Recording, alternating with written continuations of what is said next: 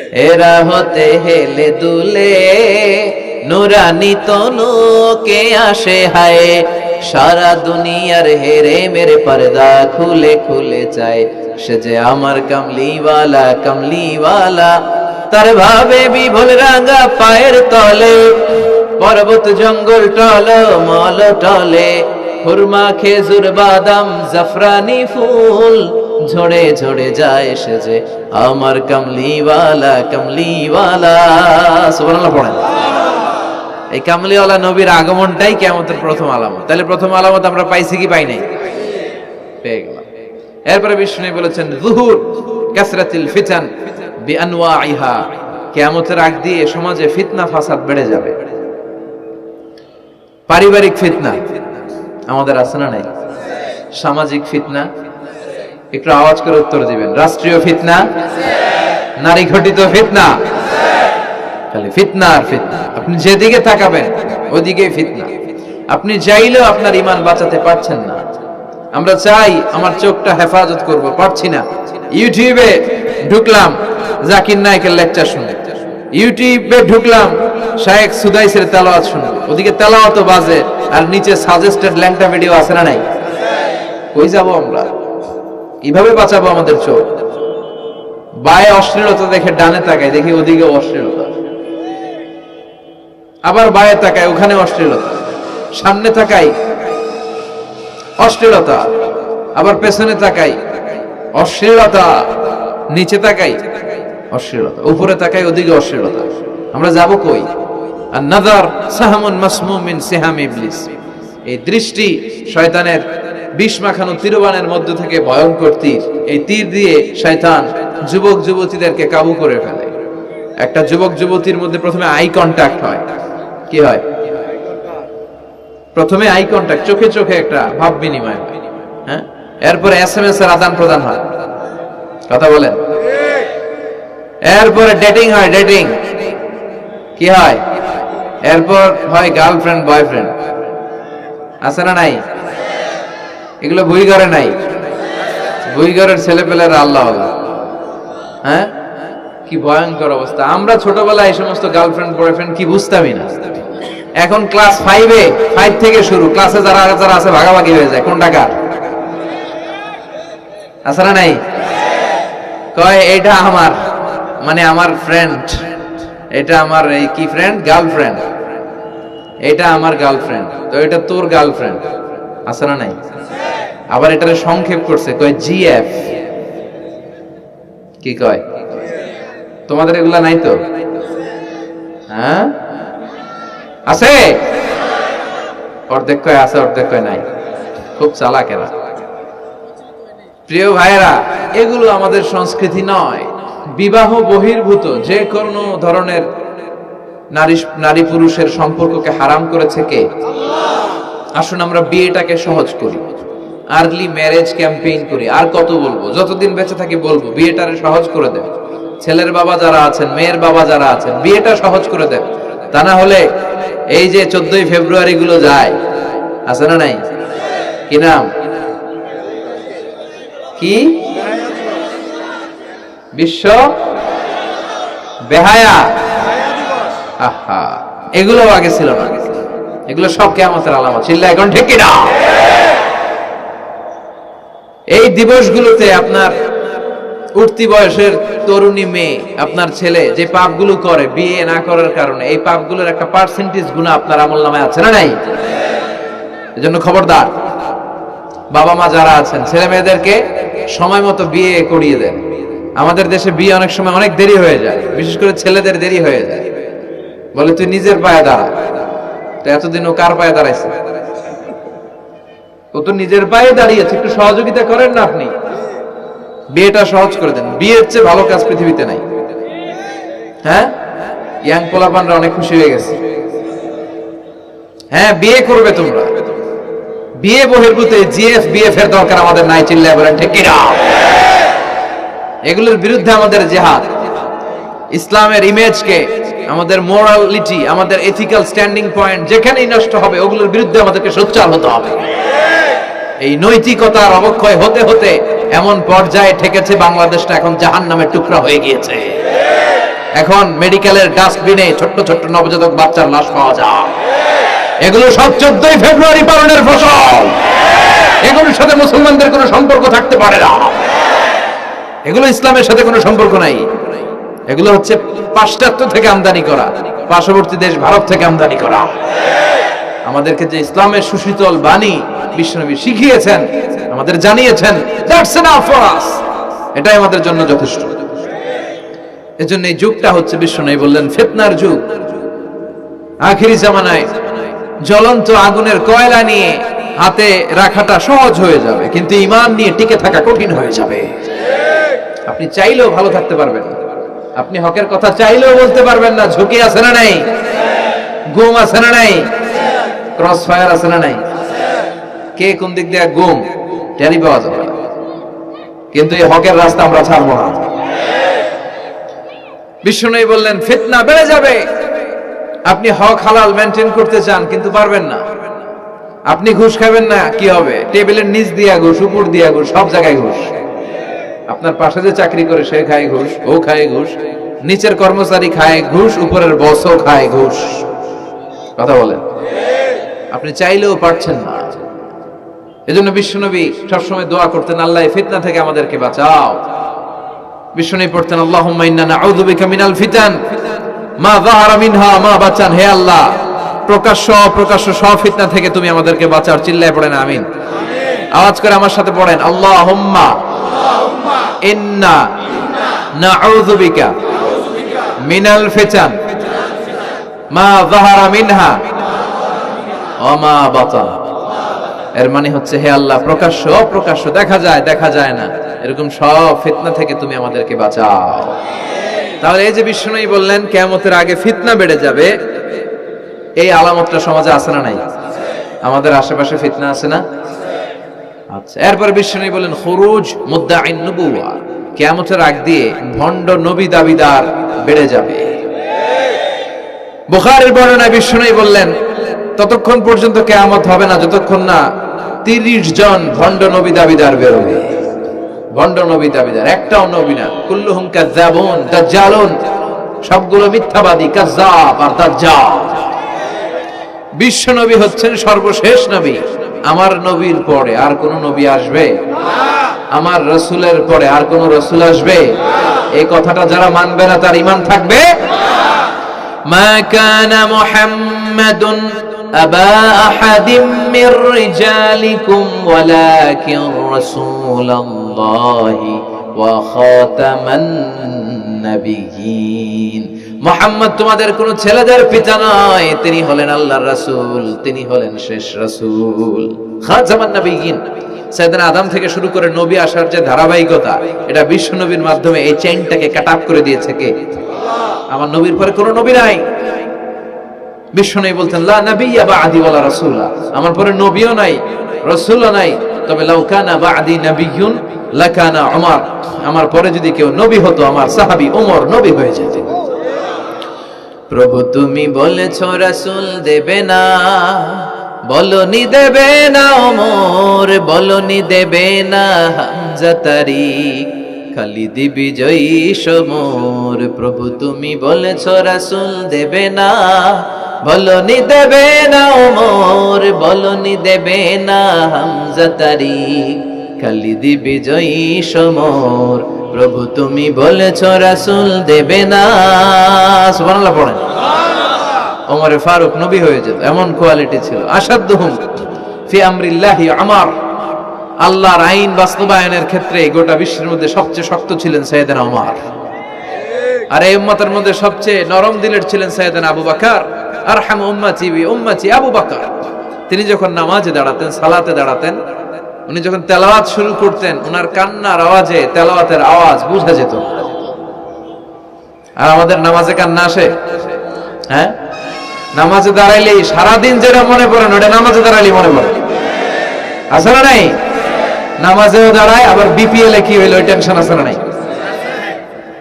নামাজও পড়ে, আবার মাশরাফি কি আউট, এখন তো আবার উনি কি এমপি না, মাননীয় এমপি মাশরাফি। এমপি বললে কেমন জানে লাগে, শুধু মাশরাফি বলতে ভালো লাগে, কথা কন। তো উনি কি আউট নাকি ছক্কা, এই টেনশন গুলো আছে না নাই? এই তো আমাদের নামাজ। এই নামাজগুলো মিজানের পাল্লায় উঠালে কোনো ওজন হবে? কথা বলেন। বিশ্বনবী যখন সালাত পড়তেন, বিশ্বনবীর পা গুলো ফুলে, হাত্তা তাতাওয়াররামু খাদামা, টিউমার যেমনি ফুলে থাকে, বিশ্বনবীর পা গুলো ফুলে যেত। তাহাজ্জুদ পড়তে পড়তে দাঁড়িয়ে থাকতে থাকতে হাত দুইটা প্যারালাইজড হয়ে যেত, আর নাড়াতে পারে না। এরপরে তিনি হাত ছেড়ে দিতেন প্রশান্তির জন্য।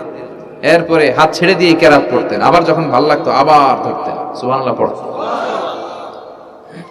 আলী কারামাল্লাহু ওয়াজহার পায়ের ভেতরে এক যুদ্ধে তীর ঢুকে গেল। এই তীর টেনে বের করা যায় না, তীর টান দিলে উনি চিৎকার মারে, জখম হয়েছে অনেক ভিতরে। বিশ্বনবী বললেন, আরিহনা বিসসালাহ ইয়া বিলাল, আকিমিস সালাহ, বেলাল আযান দাও, নামাজ শুরু করো। নামাজ শুরুর আগে আরেক সাহাবীরে বললেন, আলী যখন জামাতের কাতারে দাঁড়াবে, তুমি নামাজে না দাঁড়িয়ে আলীর পায়ের সামনে যে ওই পায়ের তীরটা টান দিয়ে বের করবা। সুবহানাল্লাহ পড়েন। একামত হলো, বিশ্বনবী সালাত শুরু করলেন। বিশ্বনবীর কথা অনুযায়ী ওই সাহাবী যে আলী কাররামাল্লাহু ওয়াজহার পা থেকে টান দিয়ে তীরটা বের করে নিয়ে আসলেন, ফিনকি দিয়ে রক্ত বের হলো, জায়গাটা রক্তে সয়লা, কিন্তু সাইয়েদনা আলী কাররামাল্লাহু ওয়াজহা টেরি পায় না। সালাত শেষ, উনি দেখেন পায়ের মধ্যে তীর নাই, রক্তের সয়লাব, যেখানে দাঁড়ালেন ওখানে খালি রক্ত। বিশ্বনবীরে বললেন, ও নবী, আমার পায়ের তীর কই? বিশ্বনবী বললেন, আলী রে, আমি জানি তুমি যখন যায় নামাজের জন্য দাঁড়িয়ে যাও, দিন দুনিয়ার হুঁশ তোমার থাকে না, তোমার হৃদয়টা এখানে থাকে না, দেহটা এখানে থাকে, হৃদয়টা চলে যায় আল্লাহর আরশের উপরে। উনাদেরও নামাজ, আমাদেরও নামাজ। সাহাবারা যখন মরুভূমিতে নামাজ পড়তেন, মরুভূমির পাখিগুলো এসে সাহাবাদের মাথার উপরে বসে যেত। পাখিগুলো মনে করতো এগুলো মরুভূমির খেজুর গাছটা হবে। কি হবে? কারণ নড়ে চড়ে না তো, আমাদের মতো এরকম দাড়ি চুলকা না, এরকম জামা ঠিক করে না, দাঁড়াইছে তো দাঁড়াইছেই। সুবহানাল্লাহ পড়েন। তো ইবাদতে এরকম আন্তরিকতা, একাগ্রতার দরকার আছে না নাই? বিশ্বনবীর পরে কোন নবী হবে না, কিন্তু বিশ্বনবী বললেন কিয়ামতের আগে এরকম অনেক ভণ্ড নবী দাবিদার বের হবে। বিশ্বনবীর সময়কালেই এক ভণ্ড নবী দাবিদার বের হয়েছিল, ওর নাম হচ্ছে মুসাইলামাতুল কাযযাব। এসে বলে, মুহাম্মদ আন-নবুওয়া নিসফুন লাকা ওয়া নিসফুন লি, তুমি একা নবী নও, নবুয়ত অর্ধেক তোমার অর্ধেক আমার, আমারটা আমারে বুঝায় দাও। বিষ্ণু বললেন, তোরে বুঝাই দেবো, আনতা লাস্তা মুসাইলামা ফাকাত, আনতা মুসাইলামাতুল কাযযাব, আজ থেকে তুই শুধু মুসাইলামা না, তুই ভণ্ড মুসাইলামা, তুই মিথ্যাবাদী মুসাইলামা। বিশ্বনবীর পরে এরকম আলজেরিয়াতে অনেক ভণ্ড নবী দাবিদার বের হয়েছে। এই যে ভারতবর্ষের ইন্ডিয়া পাকিস্তান, এখানে পাঞ্জাব একটা এলাকা আছে, নাম শুনছেন? গোলাম মির্জা গোলাম আহমদ কাদিয়ানি, এই বেয়াদবটাও নবুয়ত দাবি করেছে। নাউজুবিল্লাহ পড়তে পারলেন না? সে প্রথমে দাবি করছে আমি শেষ নবী, এরপরে সে দাবি করছে আমি ইমাম মাহাদি, এরপর সে দাবি করছে আমি ঈসা আল মাসীহ। এই ভণ্ডটার অনুসারী বাংলার জমিনে আছে না নাই? এদেরকে রাষ্ট্রীয়ভাবে কাফের হিসেবে আখ্যা দেওয়ার দরকার আছে না নাই? এত আন্দোলন হয়, এত কথা হয়, কিন্তু সরকারের টনক নড়ে না। এদেরকে রাষ্ট্রীয়ভাবে কাফের হিসেবে ঘোষণা দিতে হবে, সার্কুলার জারি করে চিল্লায় বলেন ঠিক কিনা? এরা মুসলমান নয়। কারণ আপনি শুধু লা ইলাহা মানলে মুসলমান হতে পারবেন না, মুমিন হতে পারবেন না। বিশ্বনবীর উপর সাক্ষী দেওয়ার দরকার আছে না নাই? বিশ্বনবী শেষ নবী, ওনার পরে কোন নবীও আসবে না, কোন রাসূলও আসবে না, চিল্লায় বলেন ঠিক কিনা? এই বেয়াদবটা পায়খানা করতে যায় টাঙ্কি ভাঙ্গা গুয়ের টাঙ্কিতে পড়ে মরছে। শত শত বছরের ময়লা পায়খানাটার মধ্যে জমা, গু খাইতে খাইতে পেটটা হয়েছে এত বড়, আর পারে না। আল্লাহকে খা, জনমের খাওয়া। নবীরা যেখানে মারা যায়, নবীরা নিজে পবিত্র, যেখানে মরে ওই জায়গাটাও, কিন্তু বেয়াদবটা কই মরছে? হ্যাঁ, বাথরুমের টাঙ্কির ভিতর। তো মেথর নিয়ে আসা হয়েছে, মেথর ভাইরা এসে রশি দিয়ে ওটার উঠায়। কিছু দূর ওঠার পরে এত ওজন, রশি টশি ভাঙ্গে আবার ধস করে পড়ে, আবার উঠায়, আবার পরে আল্লাহকে জনমের মতো গু খাইয়া নেই। বিষ্ণুর সাথে বেয়াদবি করেছিস, তোর ইজ্জতের 12টা আমি বাজায় দিলাম, চিল্লা এখন ঠিক কিনা? যারাই বিষ্ণুবীর সম্মান নিয়ে ঝিনিমিনি খেলেছে, তাদের রেহাই দুনিয়াতেও নাই, আখেরাতেও না। এই মুসাইলামা দুনিয়াতেই অপমানিত হয়েছিল, সে বিশ্বনবীকে নকল করত, কপি করত, বেয়াদবি করত, স্পর্ধা দেখাতো। বিশ্বনবী কোন গাছের মধ্যে হাত লাগালে ওই গাছের ফলন বেড়ে যেত। সে বলতো আমি নবী। তার এলাকার লোকেরা বলে তাহলে বিশ্বনবী মুহাম্মদের মতো তুমি আমাদের এলাকার গাছে হাত লাগাও। সে কোন গাছে হাত লাগালে ওই গাছের সব ফল মরে যেত। বিশ্বনবী কোন লোনা পানির কুয়ার ভেতরে অজু করে কুলির পানি ফেললে ওই লোনা পানির কুয়া মিঠা পানির কুয়াতে পরিণত হতো।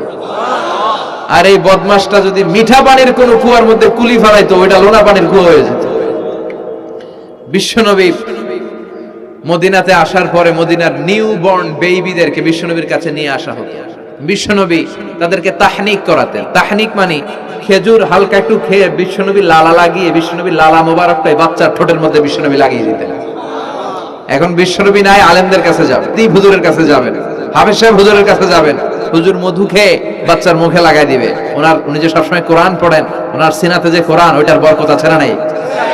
বিশ্বনবী তাহনিক করতেন, খেজুর খেয়ে ওই লালা মিশ্রিত খেজুর বাচ্চার মুখে লাগিয়ে দিতেন আর বাচ্চার মাথায় হাত বুলিয়ে দিতেন। বিশ্বনবীর হাত মদিনার যে সমস্ত নবজাতক বাচ্চাদের মাথায় লেগেছে, বাচ্চাদের মাথার চুল বড় করে দিয়েছে কে?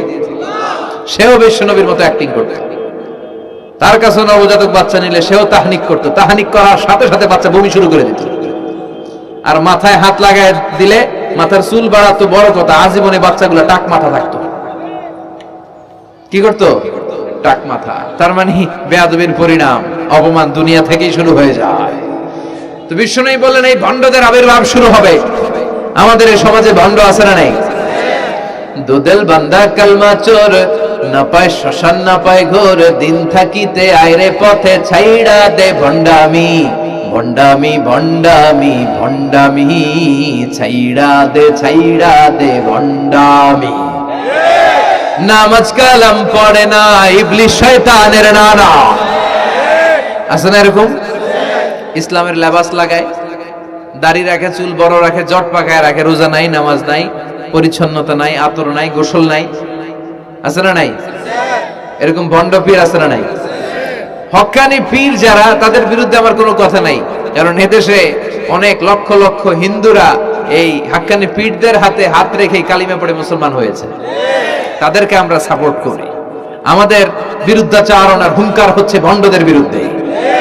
এই দেশে এত ভণ্ড পীর, এই দেশে যত ভণ্ড পীর আছে অনেক দেশের জনসংখ্যাও এত নাই। কথা বলেন?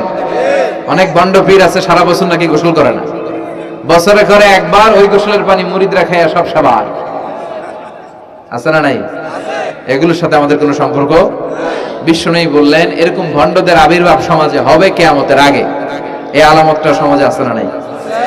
দেখেন বিশ্বনবী যাই বললেন অক্ষরে অক্ষরে মিলে যায়। এরপরে বিশ্বনবী ফরমান কাসরাতুল হারাজ, কিয়ামতের আগে হারাজ বেড়ে যাবে। সাহাবারা বললেন ওমাল হারাজ ইয়া রাসূলুল্লাহ, হে নবী হারাজ কি?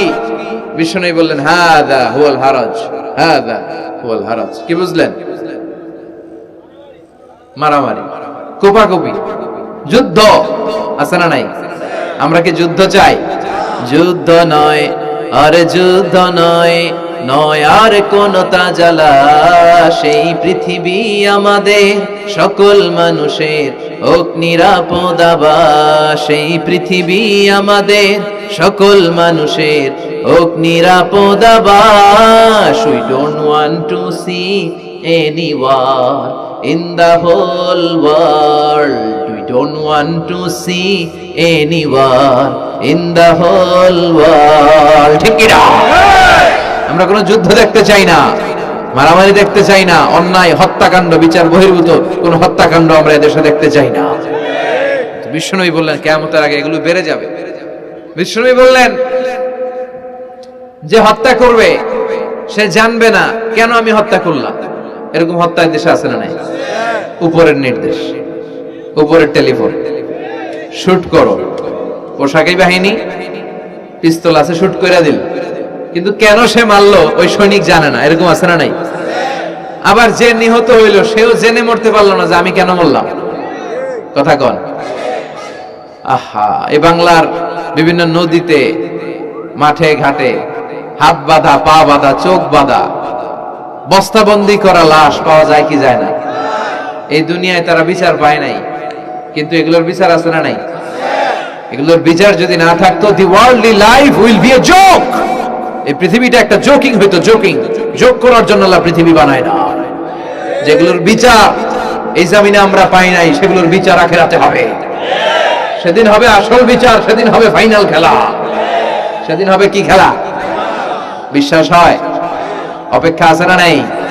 সবগুলোর বিচার হবে ইনশাআল্লাহ। পড়েন, আপনার জমি মেরে খাইছে, দুনিয়ায় বিচার পান নাই, আহকামুল হাকিমিনের বিচার আছে না নাই?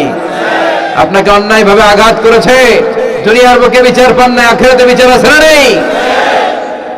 বিশ্বনবী বললেন এই মারামারিটা বেড়ে যাবে কিয়ামতের আগে। এখন দেখেন খালি মারামারি, কোপাকুপি।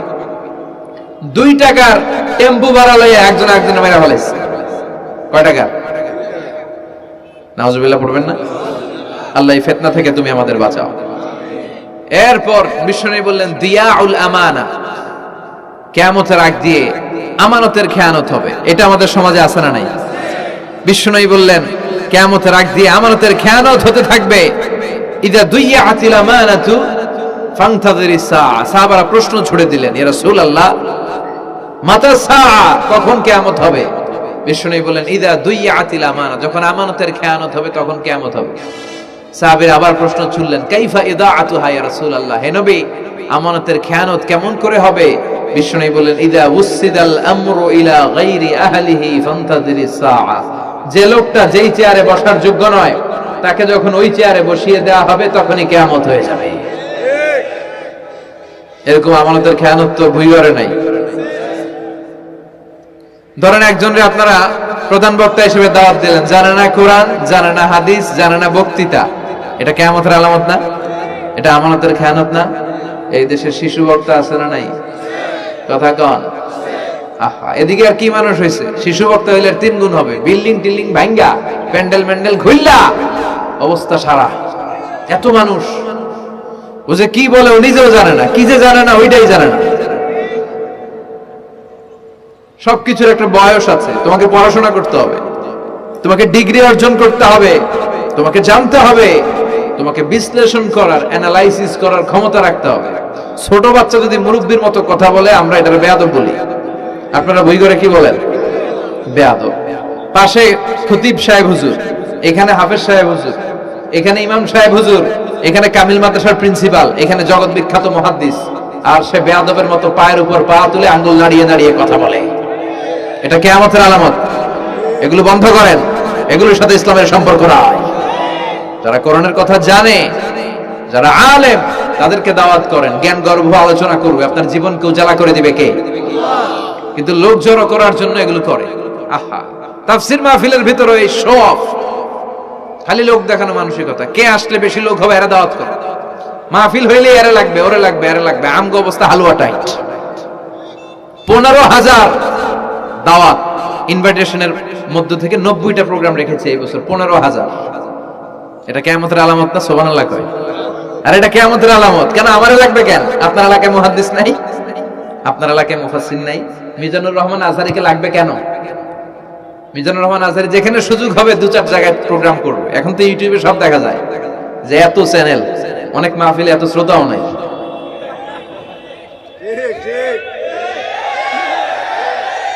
কথা কন।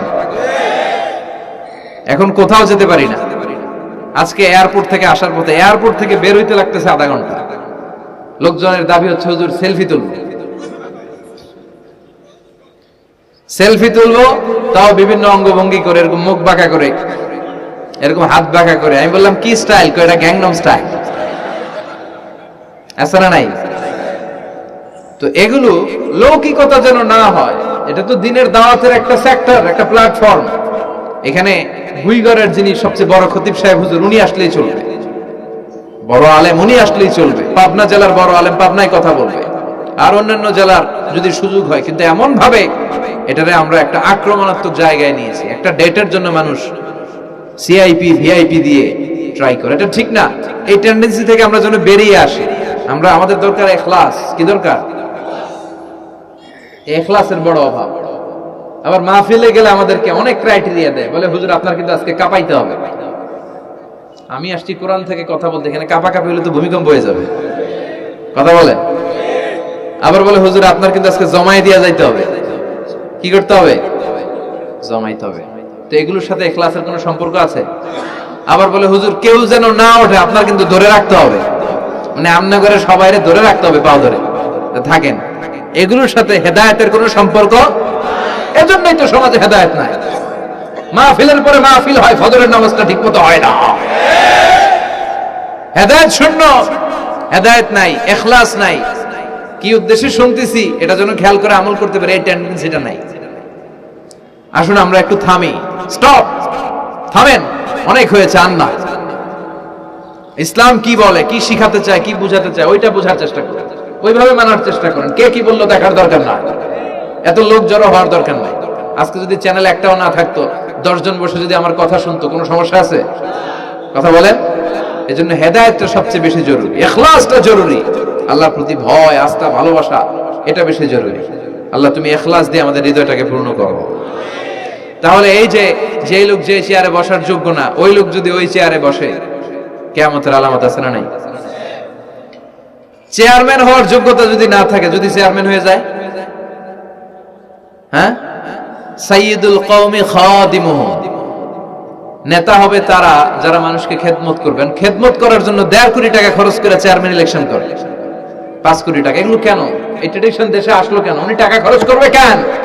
ওনার চা খাওয়ানো আর সিগারেট খাওয়ানো লাগবে কেন? উনি তো আমাদের খাদেম হওয়ার জন্য আসছে। উনি জনপ্রতিনিধি হয়ে দাঁড়াবে, যাকে আপনারা পছন্দ করবেন ভোট দিবেন না। হাজার হাজার কোটি টাকা, শোডাউন, শো অফ আছে না নাই?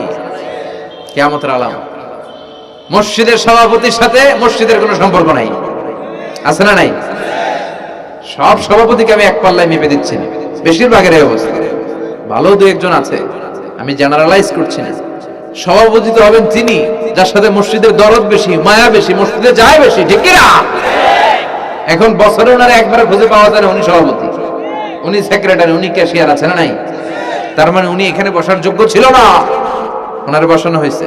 যেই লোক যেই চেয়ারে বসার যোগ্য না, তারা যখন ওই চেয়ারে বসিয়ে দেওয়া হবে, বিষ্ণু বললেন তখনই কিয়ামত হয়ে যাবে। কিয়ামতের আলামত আমানতের খেয়ানত, এটা অনেক বড় বিষয়।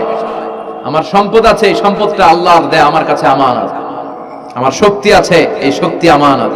যুবক যারা আছো, তোমাদের যৌবনটা আল্লাহর দেয়া, তোমাদের কাছে সবচেয়ে বড় নেয়ামত এবং আমানত। তোমরা এখন চাইলে অনেক কিছু করতে পারো।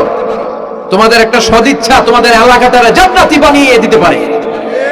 তোমরা চাইলে সাগরের স্রোতকে পাল্টে দিতে পারো, বাতাসের গতিকে উল্টে দিতে পারো, তোমরা ইতিহাস রচনা করতে পারো।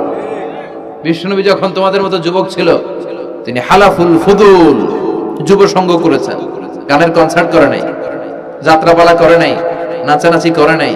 উনি হাতে হাত রেখে বলেছেন, মক্কার বুকে কোনো টেন্ডারবাজি থাকবে না, মক্কার জমিনে কোনো চাঁদাবাজি থাকবে না, ধর্ষণ থাকবে না, মক্কার জমিনে কোনো দুর্নীতি চলবে না। যুবকদেরকে নিয়ে উনি এই কাজগুলো করেছেন। এখন একটার পর একটা আমানত আমরা খেয়ানত করে চলি। আমার সম্পদ আমার আমানত, আমার ছেলে মেয়ে আমার আমানত।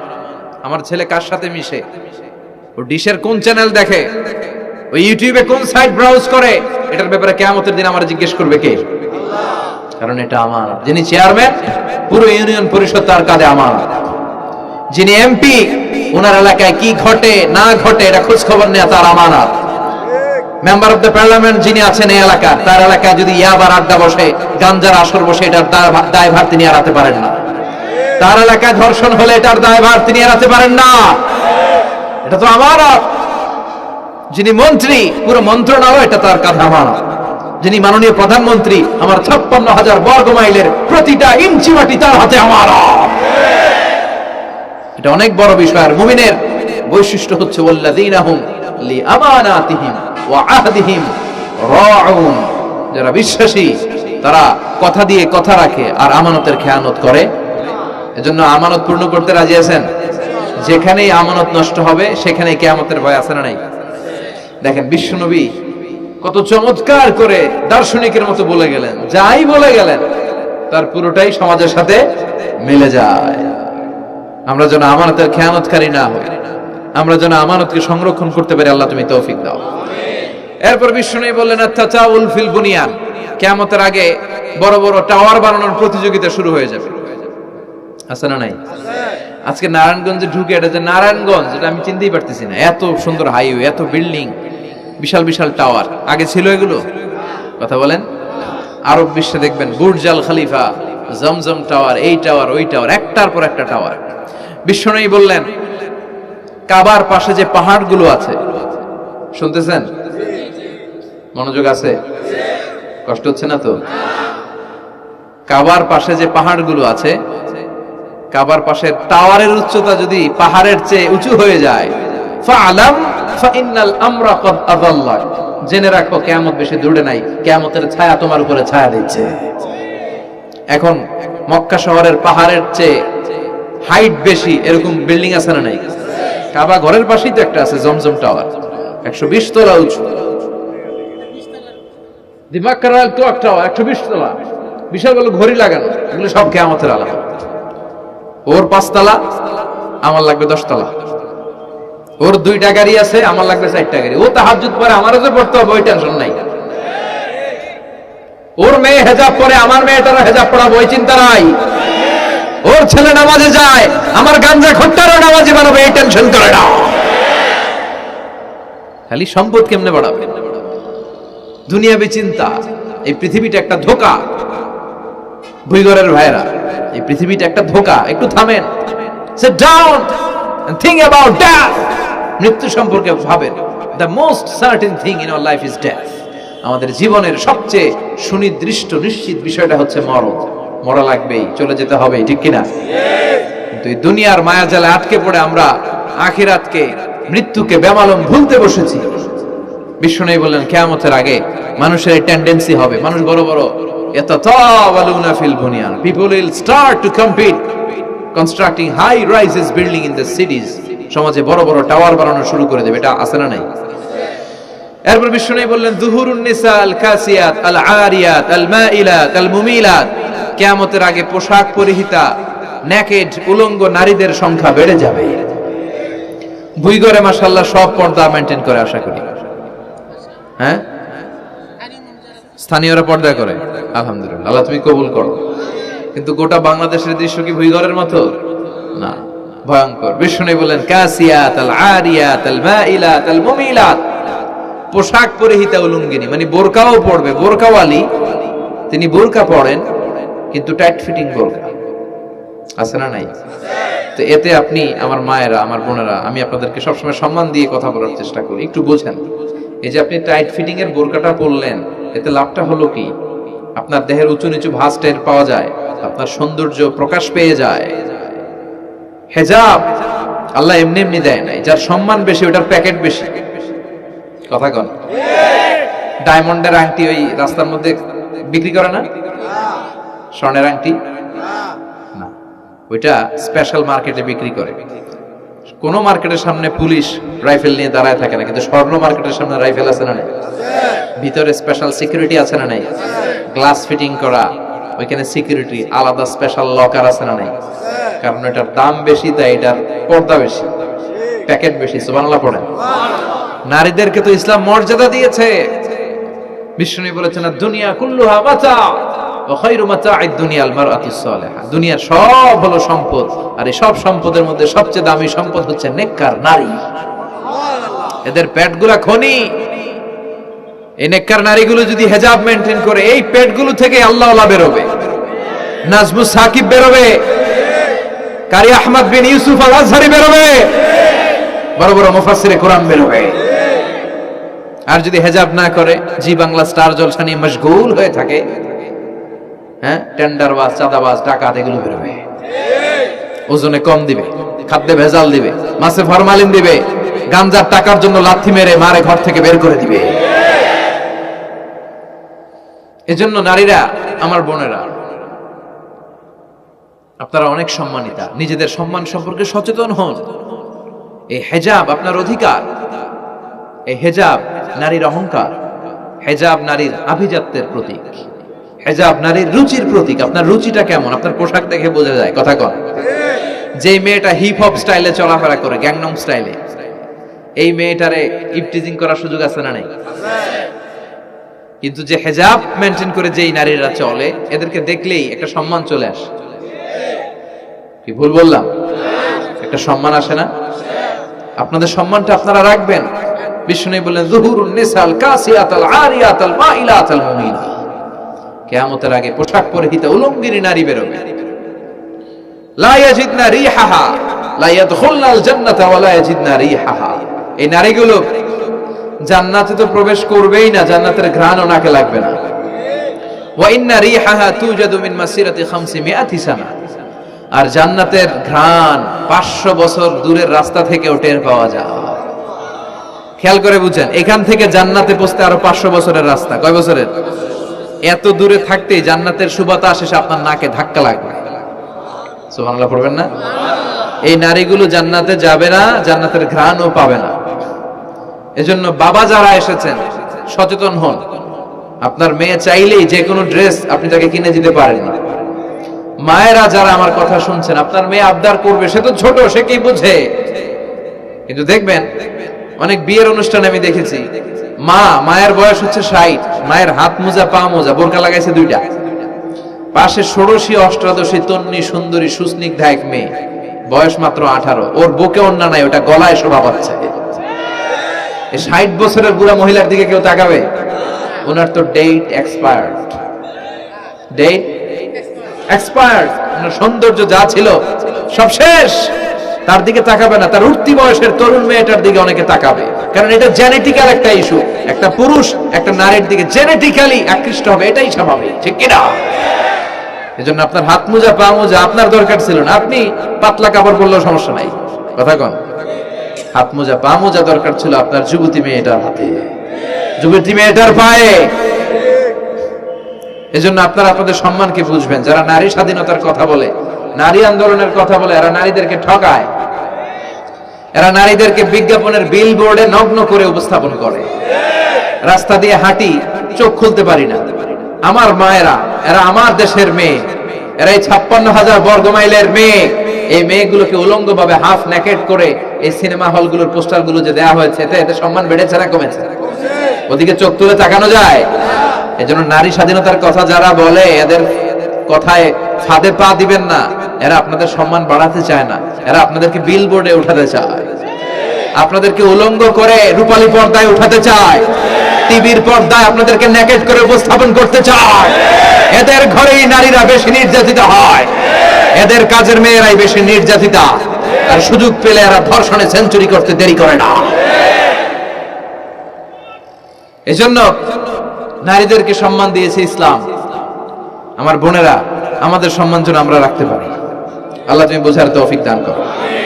এরপরে বিষ্ণু বললেন ইতাআতু যাওজা ওয়া উকুকুল কিয়ামতের আগে বিয়ে করার পরে ছেলেগুলো মাকে ভুলে গিয়ে স্ত্রীর পেছনে পেছনে দৌড়াবে, স্ত্রীর আনুগত্য করবে। এরকম নমুনা আছে না নাই? বই ঘরে আছে?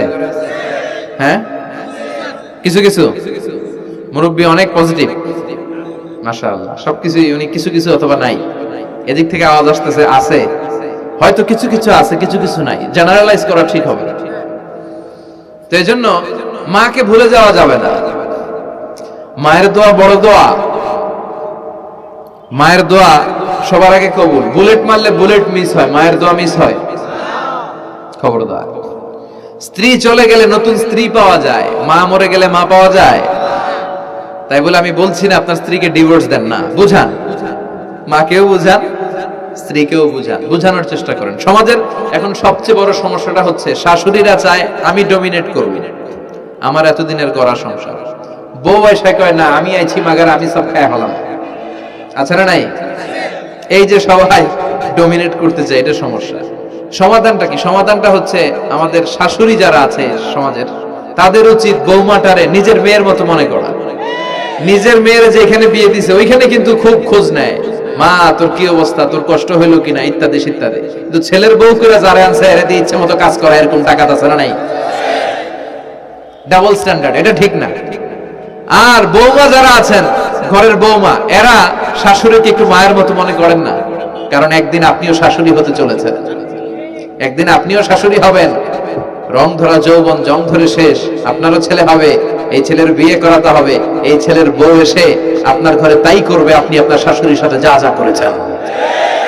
এই ছোট্ট হিসাবটা বুঝতে চায় না।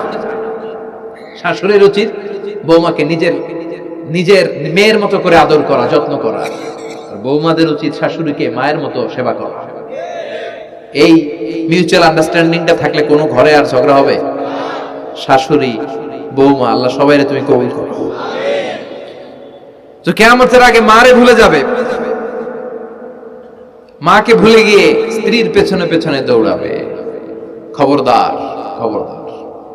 আপনি নামাজি হতে পারেন, মুসল্লি হতে পারেন, হাজী সাহেব হতে পারেন, কিন্তু মা যদি বদদোয়া দেয় আপনার সব শেষ, দুনিয়াও শেষ, আখিরাতও শেষ। মায়ের মর্যাদা বাবার চেয়ে 3 গুণ বেশি। হামালাতহু উম্মুহু, কারণ বাবা পেটে ধরে নাই, পেটে ধরছে কে? ওয়াহানান আলা ওয়াহান, 8 মাস 10 মাস এই বোঝাটা বাবা বহন করে নাই, করলো কে? ফিসালুহু ফি আমাইন, 2 বছর বাবা দুধ খাওয়ায়নি, দুধ খাওয়ালো কে? মায়ের এক ধার দুধের দাম কাটিয়া গায়ের চাম, পাপস বানাইলেও ঋণের শোধ হবে না, এমন দরদি ভাবে কেউ হবে না আমার মা গো। ঠিক কিনা?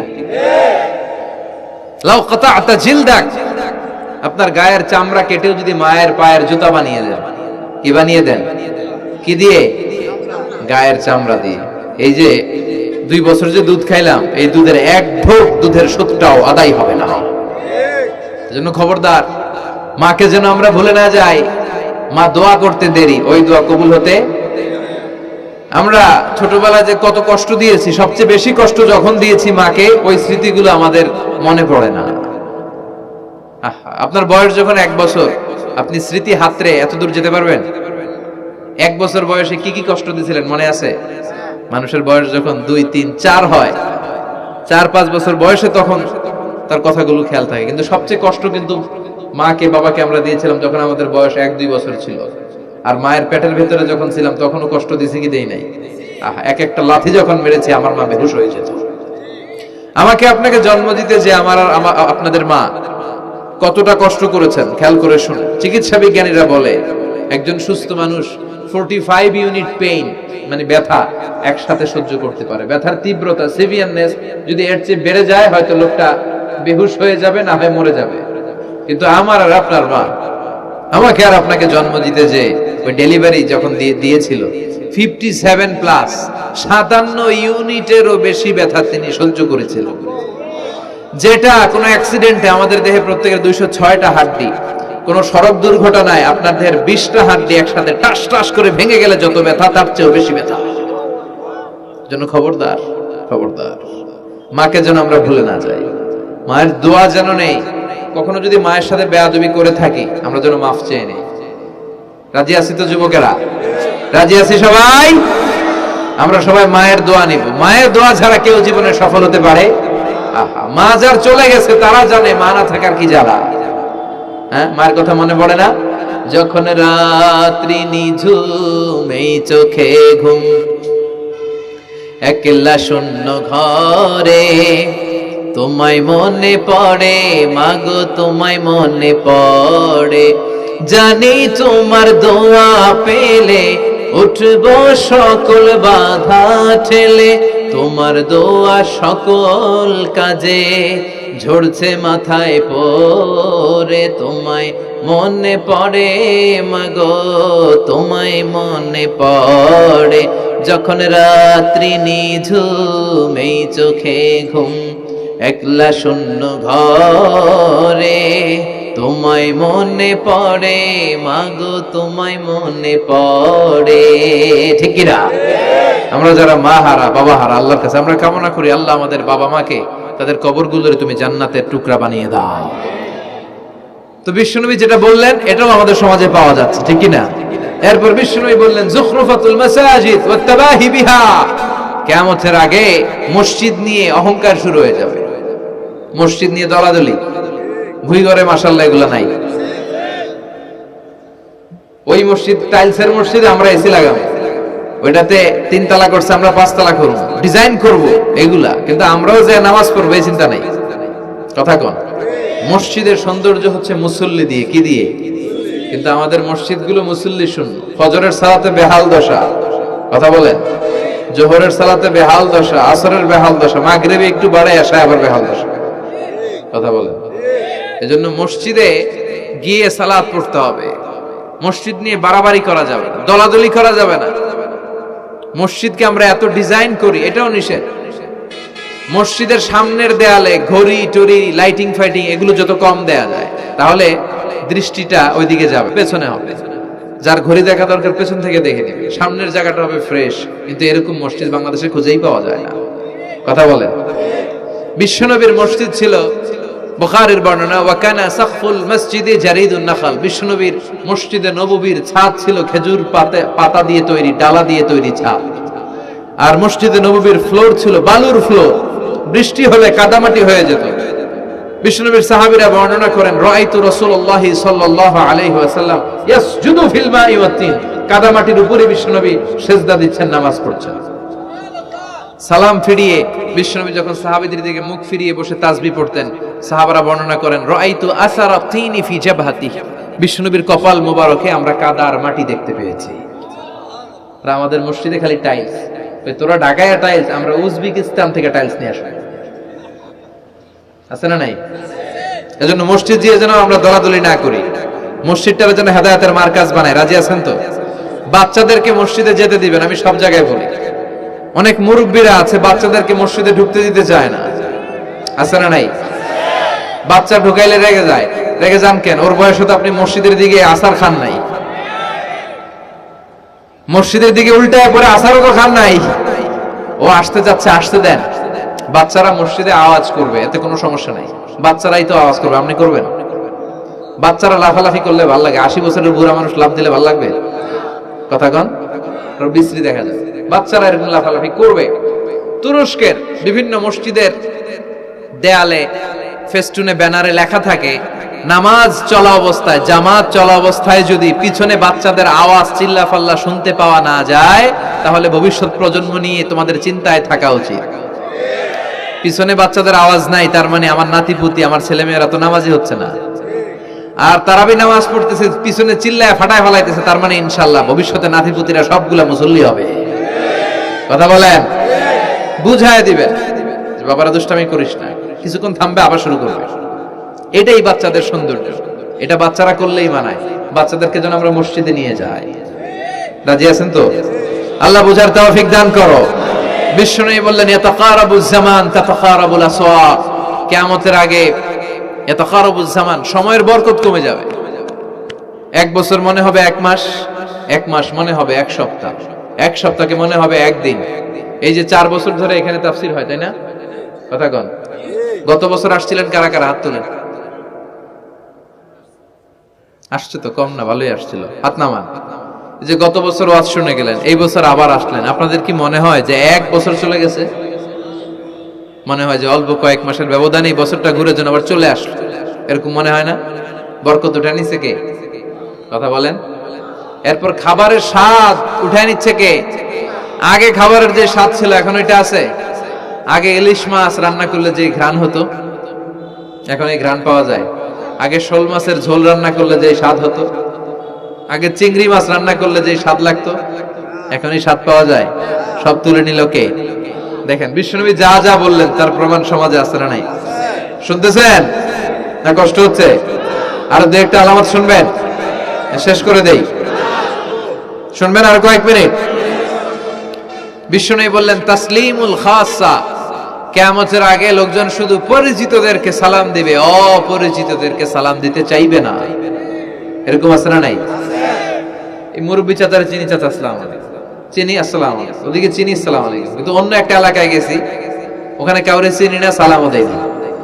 বাসে উঠছেন, কাউরে চিনেন না, সালাম দেন না, এরকম আছে না নাই? তো সালাম কি যাদেরকে চিনেন এদের জন্য? কথা কন। আলা মান আরাফতা ওয়া মান লাম তা'রিফ, যাকে চিনো সালাম দাও, যাকে চিনো না তাকেও দাও। আল বাদিউ বিস সালাম, বিশ্বনবী বলেন আগে আগে দাও। আল বাদিউ বিস সালাম বারিউম মিনাল কিবর, আগে আগে যে সালাম দেয় তার হৃদয় থেকে অহংকার মুক্ত করে দেয় কে? আল্লাহ। অহংকার মুক্ত হওয়ার দরকার আছে না নাই? যার হৃদয়ে যাররা পরিমাণ অহংকার থাকবে সে জান্নাতে প্রবেশ করতে পারবে? কথা বলেন। এজন্য আমরা আগে আগে সালাম দেব। ভুইগরের ভাইয়েরা ছোটরা বড়দেরকে দিব, বড়রা ছোটদেরকে দিব, হাজবেন্ড ওয়াইফকে দিব, ওয়াইফ হাজবেন্ডকে দিব। রাজি আছেন তো? আজকে যারা স্বামী যারা আসছেন বাড়িতে যেই ভাবির আগে সালাম দিবে। রাজি আছেন? কথা কয় না, আওয়াজ ছোট হয়ে গেছে। পারা যাবে? আপনি আগে সালাম দিবেন, এটা দেখে আপনার স্ত্রী লজ্জা পেয়ে আপনার আগে দিবে, এগুলো দেখে বাচ্চারা সালাম শিখে ফেলবে। সুবহানাল্লাহ কইবেন না? আমরা কি চাই না আমাদের ফ্যামিলিগুলো এরকম সুন্দর হোক? আমরা কি চাই না আমাদের ফ্যামিলিগুলো জান্নাতি হোক? এরপরে বিশ্বনবী বললেন, খুতাবুকুম তাবিলা সালাওয়াতুকুম কাসীরা। কিয়ামতের আগে খুতবাগুলো লম্বা হবে আর সালাতগুলো খাটো হয়ে যাবে। এই যে বক্তব্য লম্বা, নামাজ হয়ে যায় খাটো, আছে না নাই? হুজুর ওয়াজ করেন, ওয়াজ টেস্ট লাগে, নামাজ টেস্ট লাগে না, আছে না নাই? এশার নামাজে পড়ে না, ফজর নামাজে পড়ে না, রাত 2টা পর্যন্ত ওয়াজ শুনে, আছে না নাই? এরকম করা যাবে না।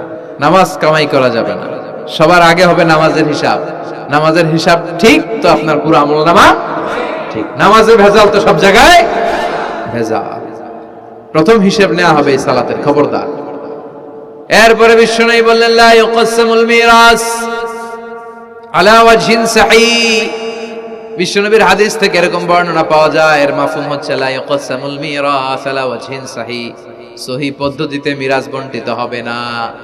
লিযযাকারি মিসলু হাদ্দিল উনসায়াইন, সব বাবাদেরকে আল্লাহ বললেন উত্তরাধিকারের বন্টন নীতি তুমি মেনে ছেলে মেয়েদের মধ্যে বন্টন করে দিবা। ছেলের দিবা যদ্দুর, মেয়ের দিবা অর্ধেক। কার আইন?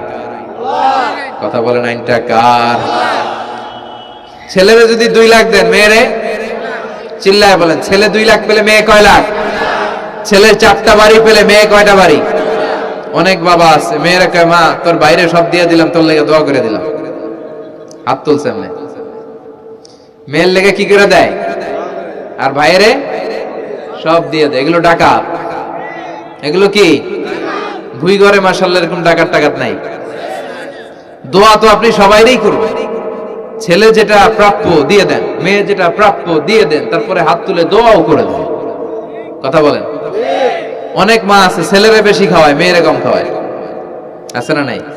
ছেলের পাতে মুরগির রান, মাইয়ার পাতে মুরগির ঠ্যাং, আছে না নাই? দেখবেন ওই মা বাবার হয়তো অনেক সময় শেষ কালটা ছেলের বাড়িতে কাটে না, কাটে মেয়ের বাড়িতে, আছে না নাই? কারণ প্রকৃতির একটা মায়ের, আছে না নাই? শেষ মাইরটা আল্লাহ দিবে। শেষ মাইরটা কার? আল্লাহ ছাড় দেয়, ছেড়ে দেয়? আল্লাহ কি দেয়? কি দেয় না? আল্লাহ সব মনে থাকে। আল্লাহ শেষ খেলাটা খেলে দিবে। চিল্লায় বলেন ঠিক কিনা? বাবা মা যারা আছেন সাবধান, উল্টাপাল্টা করেন না। এগুলো নিয়ে কত বিচার যে আমাদের কাছে আসে, কত মাসালা যে আসে। কেন করেন এগুলো? সমানভাবে আপনি ইনসাফ করেন, কিয়ামতের দিন আপনার বিচার করার সময় আল্লাহ আপনার উপর ইনসাফ করবে। আপনি ঠকাবেন, আল্লাহ আপনার 14 গোষ্ঠী উদ্ধার করে ছাড়বে। তিনি ভুলে যান না, তিনি ছাড় দেন, ছেড়ে দেন না। এজন্য মিরাসের যে বন্টন পদ্ধতি, আমরা যেন ইসলামের দেয়া পদ্ধতি অনুসরণ করি। আল্লাহ তৌফিক দাও। কিয়ামতের আগে ভূমিকম্প বেড়ে যাবে, আছে না নাই? কিয়ামতের আগে আত্মহত্যা বেড়ে যাবে, আছে না নাই? কিয়ামতের আগে ঢোল বাদ্য নাচানাচি বেড়ে যাবে, আছে না নাই? বাংলা মায়ের একতারা সুর কতই ভালোবাসি, দোতারা সুর কতই ভালোবাসি, বাজারে ঢোল বাজারে বাসি। বিশ্বনবী বললেন, বুইসতু আন উকাসসিরাল মাযামির, আমি ঢোল বাদ্য তবলা হারমোনিয়াম এগুলোরে ভেঙে মাটির সাথে গুড়িয়ে দেওয়ার জন্য এসেছি। আর ওই নবীর উম্মতকে বাজারে ঢোল বাজারে বাসি, আছে না নাই? ঢোল বাদ্য বাজানো যাবে? এই হাই বিটের মিউজিক আপনি শুনলে আপনার অন্তরে নেফাকি তৈরি হবে। নামাজে মজা পায় না, হুজুর নামাজে মজা পায় না। তুমি আজীবন শোনো কুছ কুছ হোতা है, তো তুমি নামাজে মজা পাইবা কেমনে? আজীবন শুনে কি কুছ কুছ হোতা है। এখন নামাজে মজা পায় না, জিকির করে মজা পায় না, তেলাওয়াতে মজা পায় না, মজা নাই, মনোযোগ নাই। হৃদয়টাকে যে তুমি শয়তানের আখড়া বানিয়েছো, তুমি সালাতে প্রশান্তি পাবে কি করে? এজন্য এই মিউজিক্যাল ইনস্ট্রুমেন্ট থেকে দূরে থাকতে হবে। এগুলো অন্তরে নেফাকি তৈরি করে। আপনি দফ বাজাতে পারবেন? দফ চিনেন? ঢোলের 2 দিক আটকানো, দফের এক দিক আটকানো, এক দিক খোলা। এটা বাজিয়ে আপনি নাশিদ পরিবেশন করতে পারবেন, সমস্যা নাই। বিশ্বনবী বিয়ের ক্ষেত্রে বলেছেন, আ'লিনু আন-নিকাহ বিদ-দুফুফ, এই দফ বাজিয়ে, দফের ব্যান্ড পার্টি করে বিয়ের ঘোষণা দিয়ে দাও। ঈদের দিন বিশ্বনবী শোয়া, কিছু ছোট্ট মেয়েরা এসে দপ বাজিয়ে নাচ গান করতেছে, ছোট মেয়েরা। সাইয়েদনা আবু বকর দেখে রেগে গেলেন, আমিজবারু শাইতানি ফি বাইতি রাসূলিল্লাহ, আল্লাহর নবীর ঘরে শয়তানের বাদ্য। বিশ্বনবী বললেন, দাহু ইয়া আবু বকর, আবু বকর রাখো, ইন্না লিকুল্লি কওমিন ঈদ, সব জাতিরই তো একটা ঈদের অনুষ্ঠান আছে, হাদা ঈদুনা, আজকের দিনটা আমাদের ঈদের দিন, বাচ্চাদেরকে একটু আনন্দ উৎসব করতে দাও। এই দফ বাজালে কোনো ক্ষতি নাই।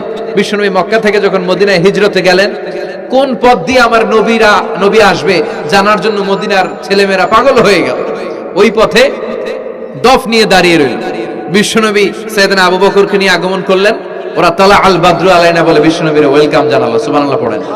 তালা আল বাদরু আলাইনা মিন সানিয়াতিল ওয়াদা وجب الشكر علينا ما دعا لله دا أيها المبعوث فينا جئت من أمر المطاع جئت شرفت المدينة مرحبا يا خير دا طلع البدر علينا من ثنيات الوداع وجب الشكر علينا ما دعا لله دا পড়েন আল্লাহু আকবার। আমরা যেন এই সুস্থ সংস্কৃতির প্রচার প্রসার করতে পারি। ইসলাম বিনোদনের নিষেধ করে নাই, কিন্তু বিনোদন শুড বি হালাল বিনোদন, ঠিক কিনা? আপনি অসুস্থ সংস্কৃতির চর্চা করলে ওইটা আল্লাহ অ্যাকসেপ্ট করবে না। সংস্কৃতিটা হতে হবে সুস্থ সংস্কৃতি। আল্লাহ তুমি তৌফিক দাও। বিষ্ণুবী যা যা বললেন, ভুইঘরের ভাইয়েরা, তার প্রতিটি আমাদের আশেপাশে চোখের সামনে পেছনে আছে না নাই? এটা ফিতনার যুগ। কিসের যুগ? এই যুগে আমানতের খেয়ানত হবে, এই যুগে নারীরা বেপরদা হয়ে চলাফেরা করবে, এই যুগে নিজের ঈমান বাঁচানো কঠিন হয়ে যাবে। এই কঠিন বিপদের সময় আমাদেরকে বাঁচাতে পারে দুইটা জিনিস। কয়টা জিনিস? চিল্লায় বলেন কয়টা? দুইটা জিনিস শুধু আমাদেরকে বাঁচাতে পারে। এক হচ্ছে আল্লাহর কোরআন, দুই হচ্ছে বিশ্বনবীর সুন্নাহ, ঠিক কিনা? এই দুইটা জিনিসকে মারির দাঁত দিয়ে আঁকড়ে ধরে রাখতে হবে, তাহলে সে পথভ্রষ্ট হওয়ার কোনো সুযোগ। This Quran and Sunnah hour way to জান্নাহ, ঠিক কিনা? আওয়াজ করে আমার সাথে পড়েন, কোরআন and Sunnah our way to Jannah. আওয়াজ বাড়ায় দেন, পড়েন, কোরআন and Sunnah our way to Jannah. এই কোরআন সুন্নাহ আপনাকে জান্নাতের ওয়েতে উঠায় দিবে, রাস্তায় উঠায় দিবে। এই কোরআন সুন্নাহর সাথে যেন আমরা সম্পর্ক বাড়াই, তাফসীর মাহফিলগুলোতে যেন বেশি বেশি যাই, এলাকায় যেন ইসলামী হালাকা তৈরি করি, প্রশ্ন উত্তর পর্ব তৈরি করি, এতে করে নিজেরা যেন সমৃদ্ধ হই, কোরআন সুন্নাহর সাথে যেন সম্পর্ক বাড়াতে পারি। আল্লাহ তুমি তৌফিক দাও। আর জোরে করে আমিন। যারা এই লম্বা সময় আমার বক্তব্য শুনলেন সবাইকে আমি আন্তরিকভাবে শুকরিয়া জানাই। যারা এই প্রোগ্রামের অ্যারেঞ্জ করেছেন তাদেরকে আমি শুকরিয়া জানাই।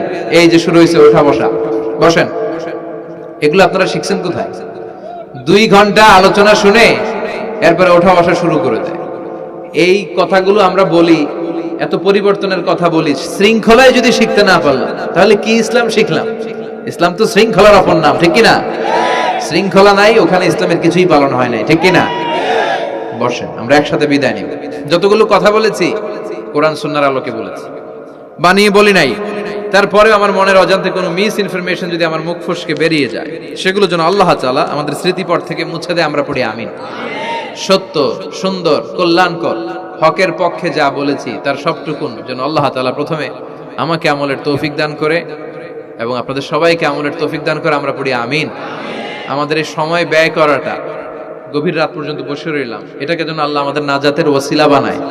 আল্লাহ যেন আমাদের হৃদয়টারে নরম করে, আল্লাহ যেন আমাদের গুনাহগুলো মাফ করে, আমরা যেন ইসলামের পথে আরো এক ধাপ এগিয়ে যেতে পারি। আল্লাহ তৌফিক দান করো। আমাদের ঘরগুলোরে আল্লাহ তুমি জান্নাতের বাগান বানাও। শাশুড়ি বউয়ের মধ্যে যে দ্বন্দ্ব, এগুলো দূর করো। আমাদের ছেলে মেয়েগুলোরে মানুষের মতো মানুষ বানাও। আমরা যেন আব্বা আম্মার খেদমত করতে পারি, দোয়া নিতে পারি, তৌফিক দাও। আল্লাহ যুবকদেরকে তুমি সাইয়েদনা ওমরে ফারুকের মতো, সাইয়েদনা হামজার মতো কবুল করো। ভুইঘর, কাজীপাড়া যুব সমাজ ও এলাকাবাসীকে আমি আবারও আন্তরিক ধন্যবাদ এবং শুকরিয়া জানিয়ে আমার বয়ান শেষ করছি। সুবহানাকাল্লাহুম্মা বিহামদিকা আশহাদু আল্লা ইলাহা ইল্লা আনতা আস্তাগফিরুকা ওয়া আতুবু ইলাইক। আল্লাহুম্মা আমিন। ইয়া রাব্বি লাকাল হামদু কামা ইয়ানবাগি লিজালালি ওয়াজহিকা ওয়া আযীমি সুলতানিক লাকাল হামদু বিল ঈমান লাকাল হামদু বিল ইসলাম লাকাল হামদু বিল কুরআন